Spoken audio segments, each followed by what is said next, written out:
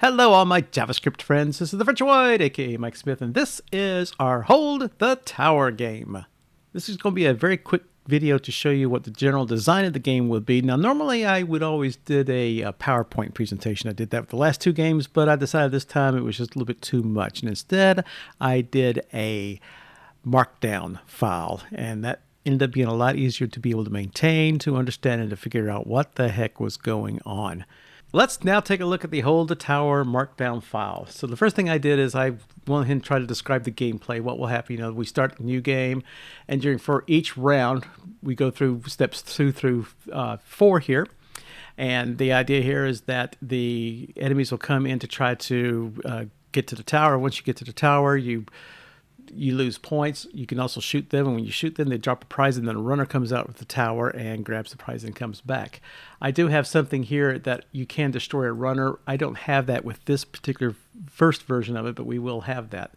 I then go ahead and just describe what the playing field is going to look like. On the left are stats for the game. The field is a circular area. Right now it's not circular, it is a square area, but that's fine. To the right of the field is an indeterminate area, possibly an upgrade tree. That's not going to be, it's just going to be there. I've decided upon that. Middle of the field is the tower, and the enemies approach from all directions. The towers themselves, guns can be added to the tower. The tower is a circular structure with a gun on top. Actually, the gun's going to be on the side. Tower's maximum health can be upgraded. Tower's current health can be upgraded. Tower takes damage when an enemy touches it. The tower will have a defensive wall that can absorb damage. That's also going to be in step number 2. I'm not going to worry about the wall for right now. We're getting things just kind of up and running. And the tower begins with a single gun and no defensive wall. Then I then describe what the runners are going to look like. The runners can be upgraded to increase their speed and their hit points. Like I said, for right now, on this particular version, we're not going to have hit points for the runners. Player begins with 1 runner. Enemies, they come in waves, each wave being more challenging than the last. And by that I mean I have a list of 20 waves that have harder and harder enemies that have more hit points, and they run faster and they come at you faster. Shooting enemies goes to shoot runners. Again, that's step number 2. The cards will appear at the very end of each wave, and they're presented with 3 cards. Can choose only 1 card to apply, and it can represent an upgrade to the tower, the runners, or the guns. The guns are mounted on the top of the tower. Gun's damage can be upgraded. This is the amount of damage that it can do. The gun's speed can be upgraded. That's the rate of fire and how quickly it can rotate around the tower itself. All guns are upgraded at the same time. So if you had 5 guns and you increase your damage from 6 to 7, all of them get the 7. So you just don't do it 1 gun at a time. They all get in there. And of course, if a gun is added, it inherits the damage of the other guns. At the end of the round, the player is presented with 3 cards. You can only choose 1 to apply. The player can choose the tower, upgraded tower, runners, or guns. Upgrades become more expensive after each upgrade. Not really. The cards are not more expensive, but the upgrades themselves, once you select it, they will become more and more expensive. And any prizes left on the field are lost. So that was basically how I've designed the game to look like. Then I went into and say, okay, what kind of classes am I going to need? And this goes through what a defensive wall would look like. And again, I'm not having a defensive wall here. What ammo looks like, because I do envision having different ammo. You have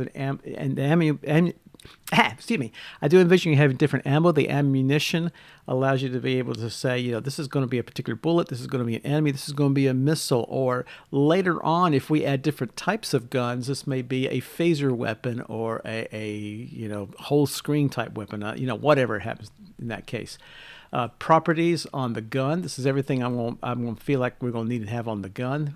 Where we can adjust the firing rate, replace the ammo, adjust the ammo damage, adjust the speed, set position. And a lot of this, if you were to compare this to the game, there's a couple of things here I either didn't implement or implemented slightly differently. So because as we got into the game, I realized, I could do this easier, or no, I didn't really design this well enough.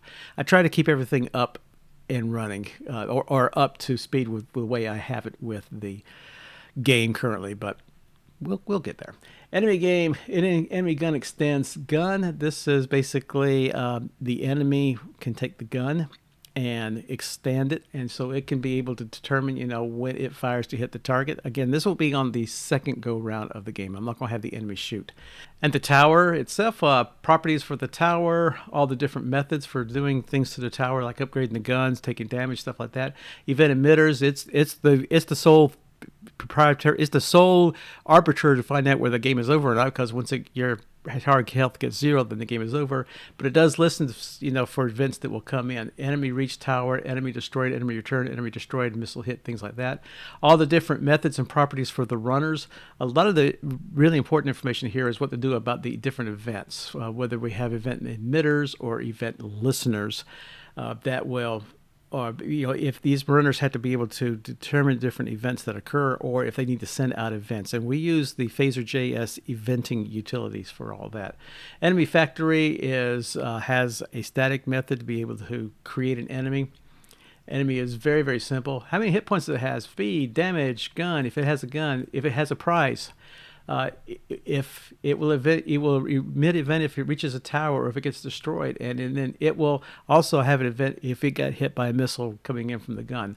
Prizes, what type of prize it will have, what position it is, because when it gets dropped at a certain position.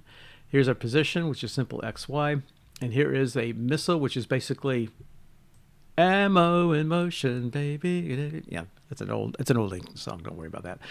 Card. This is what the card would look like. It's basically just properties, and then we figure out once you click on it what to do with it. The game itself is the overarching game that will have all the information about what tower we have, what enemies we have, what the current wave is, max waves, blah blah blah, things like that. All the different methods, all the different event emitters and things like that. There's no big deal there. But this design file, I use this then to be able to sit there and say, okay, this is the kind of classes I'm going to need to create. This is the gameplay I want to do. And that's where I created all the unit tests from, which is the video that we will cover next. So this was the design phase. Next one we're going to do, we'll take a look at the unit test. Thanks for watching. Subscribe to this channel to view more videos. Click on the like button on this video and visit us at TheVirtuoid.com. Also, support us on Patreon, where you can get access to member-only videos. Links are down below. Again, thank you very much for watching, and keep on coding.